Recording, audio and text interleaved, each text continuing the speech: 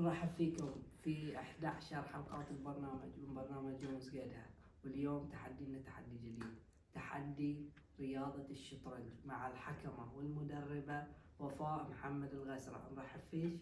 أول شيء نسلم عليك. خبرينا عن هذه اللعبة. لعبة الشطرنج هي عبارة عن لعبة ذهنية فيها اللي هو منافسين الأبيض والأسود.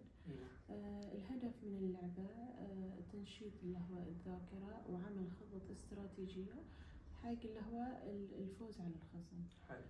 يتم اللي هو التغلب على الخصم عن طريق اللي هو عمل اللي هو تشيك ميت، اللي هو كش حق الملك، بحيث انه يتم اللي هو الملك محاصر وما عنده اي حركة يسويها. لازم بدي تمرين الحين؟ اي اكيد. طبعا راح نلعبها بدون رهان ولا كلعبة استخدام حق. ايوه كلعبة تسلية. تمام؟ اكيد. طبعا اللي هو في 8 جنود لكل لاعب. حركة اللي هو الجندي في البداية تكون يا خطوة واحدة أو خطوتين فقط. في البداية ممكن يحرك الجندي خطوتين. بالنسبة حق اللي هو احنا نسميها أكل، لو كان في قطعة هني ممكن اللي هو أكل يكون اللي هو الجندي ياكل على جنب. الحصان يتحرك على شكل أب، والحصان هو القطعة الوحيدة اللي ممكن تقفز على بقية اللي هو القطع. بالنسبة حق اللي هو الفيل يتحرك على جانب. إذا كان اللي هو الفيل لونه لون اللي هو المربع اللي فيه اللي تحته أبيض، فهو ممكن يتحرك فقط على جانب الأبيض. جانب المربعات البيضاء. وإذا كان على الأخضر؟ وإذا كان على اللي هو اللون الآخر اللي هو الأغمق، اللي هو ممكن يتحرك فقط على الجانب في هاي اللي هو اللون. أما بالنسبة حق اللي هو الوزير تعتبر من أقوى القطع الموجودة في رقعة الشطرنج، بحيث إنه هو يمزج بين القلعة وبين الفيل.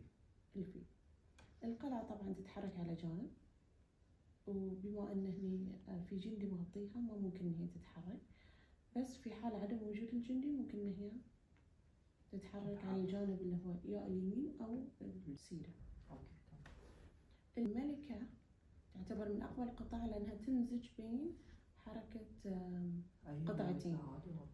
هذه الملكة. هذا الوزير. الملكة هي الوزير نفسها، لها مسميين. هذا الملك في حال إحنا سوينا كشميت خلاص تنتهي اللعبة. خلاص في حال شيولة؟ أيوة، في حال اللي هو تم محاصرة الملك وعمل تشيك ميت له مثلا بالوزير، وكان اللي هو الوزير فلنفرض انه محمي وما في مثلا نقله حق اللي هو الملك انه يروحه، صار تشيك ميت.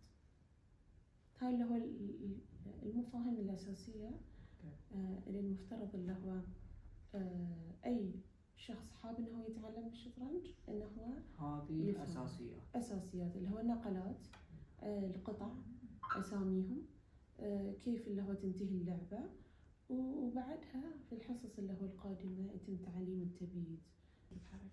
هاي بعد لازم تحفظها ولازم تتدرب عليها. هذه القلعة، هذا الجندي، الحصان، الفيل، الوزير، الملك. أيوة. اوكي. بالنسبة عرفنا قانون اللعبة، حان الوقت مع التحدي مع المدربة. جاهزة؟ يلا.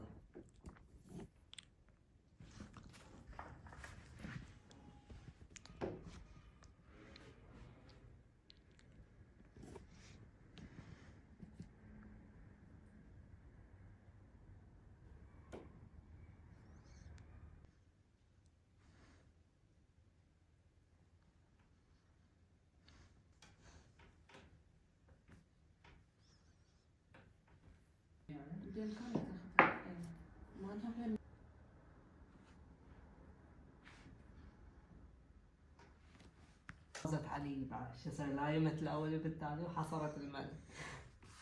مبروك. السلام عليكم، أنا اسمي علي عمري 11 سنة وألعب حق 2 سنين.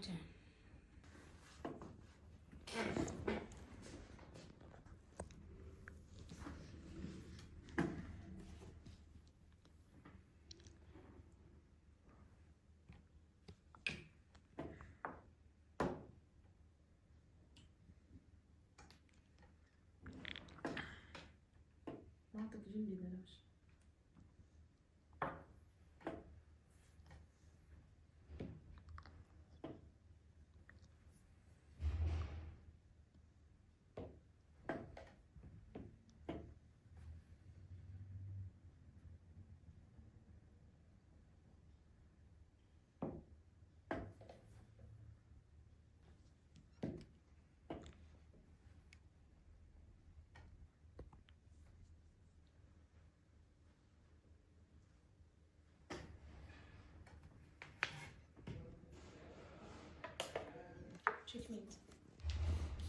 المدربة اللي ما قصرت ويانا، أعطتنا من وقتها.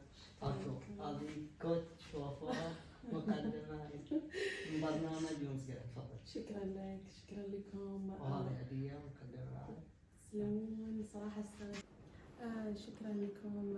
إن شاء الله يعني استفدتوا من الحصة اللي هو القصيرة اللي صارت، اللي هو في تعليم اللي هو أساسيات الشطرنج.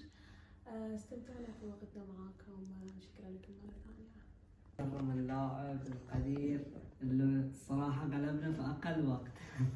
تفضل. هاي مقدمة من برنامج ومسجد. طبعا نكرم الشخص اللي ما قصر ويانا، عطانا ووفر لنا المكان واللاعب والمدربة. تفضل. هاي مقدمة مالت يونس قدها إهداء إليك. تفضل. شكرا جزيلا لكم، يعني والله يوفقكم ان شاء الله في اللي تسوونه. اللي توفقنا في 11 حلقة نقدمها من رياضات مختلفة. الحمد لله في هذه الحلقة توفقنا أن نقدمها. ونصيحتي لكل اللاعبات وكل المدربات إنهم يمارسون أي رياضة يحبونها. ما شاء الله اليوم شفنا وفاء هي حكمة وهي لاعبة بعد في نفس الوقت وهي مدربة. ونتمنى لها التوفيق ونشكر نادي العروبة على ما قدموه لي، ونتمنى لهم التوفيق. في أمان الله ومسجدها.